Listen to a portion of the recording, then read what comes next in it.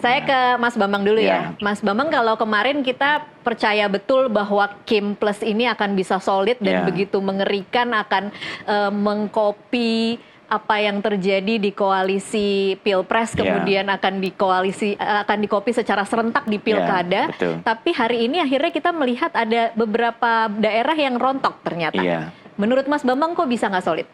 Ya, saya kira ketidaksolidan ini sudah mulai terlihat semenjak aksi demo ya, ketika rencana di DPR untuk membuat undang-undang, revisi undang-undang pilkada, itu ternyata dibatalkan bahkan ya.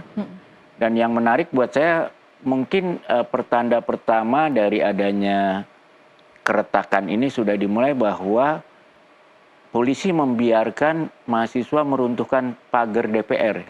Ya, jadi itu menurut saya tidak mungkin polisi membiarkan itu kalau tidak ada keretakan di atas, sehingga membuat ada kebingungan, ini harus keras atau tidak gitu ya. Oh, dibacanya seperti itu ya. Jadi pagar itu dibiarkan rontok itu ada keretakan dikit. Jadi agak mirip dengan waktu tahun 98 ketika mahasiswa bisa masuk.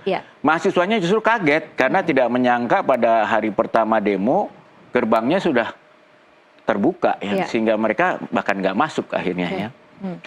Tapi juga terjadi di banyak daerah, di beberapa daerah saya kira malah masuk ya, mungkin di Garut kalau nggak salah ya. Jadi itu menunjukkan bahwa tidak solid di kekuasaan ini, dan itu wajar karena kan sebentar lagi ada perpindahan kekuasaannya. Jadi ibaratnya kita di lereng, semua orang mencari keseimbangan, bagaimana tetap ikut di penguasa yang berikutnya. Tapi karena yang penguasa sekarang masih punya taring, tidak terlalu membuat penguasa yang sekarang terlalu marah gitu ya.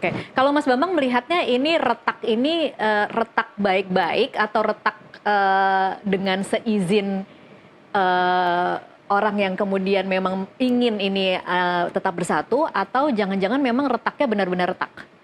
Kalau menurut saya sih sebetulnya ya, kalau bahasa terangnya terjadi perbedaan pandangan antara Prabowo sebagai presiden yang berikut dengan Pak Jokowi yang presiden sekarang, tuh ada perbedaan kepentingan.